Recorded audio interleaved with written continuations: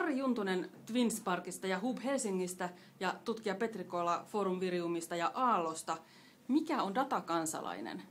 Datakansalainen on projekti, jossa tutkitaan ja kehitetään, mitä mahdollisuuksia avoimella datalla on kansalaisen näkökulmasta.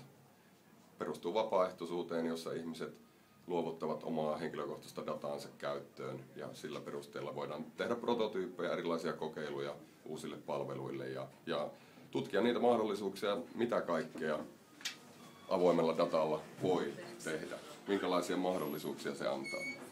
Petri Kola, miksi sinua kiinnostaa tällainen konsepti? No, tähän mennessä tässä datan avaamisessa on oltu aika varovaisia tämmöisen henkilökohtaisen datan suhteen ja on keskitytty tällaiseen julkiseen tietoon.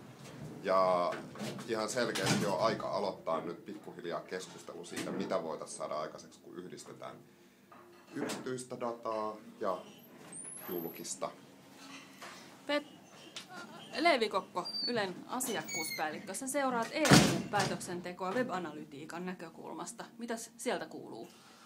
Kuuluu kummia. Tällä hetkellä valmisteilla on direktiivi, joka toteutuessaan niin tarkoittaa sitä, että verkkopalveluiden täytyisi kysyä käyttäjiltään ikään kuin näiden seuranta-evästeiden käytöstä.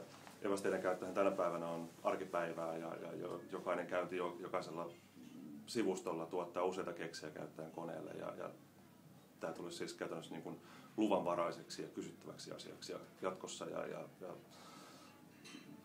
pitää ikään kuin lisätä myös lainsäätäjien tietoisuutta asiasta, että mihin suuntaan kehitystä ei pitäisi missään tapauksessa viedä.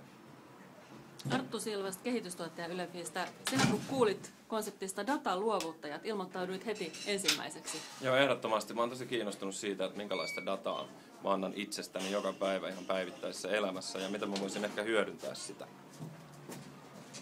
Blogit Yle.fi kautta Aikaleima tulee Harri Juntuselta tilattu kirjoitus siitä, että mitä tämä tämmöinen datakansalainen hanke voisi pitää sisällään. Mitä ajatuksia sinussa herää? Pistä kommenttia tähän. Kiitos, moi!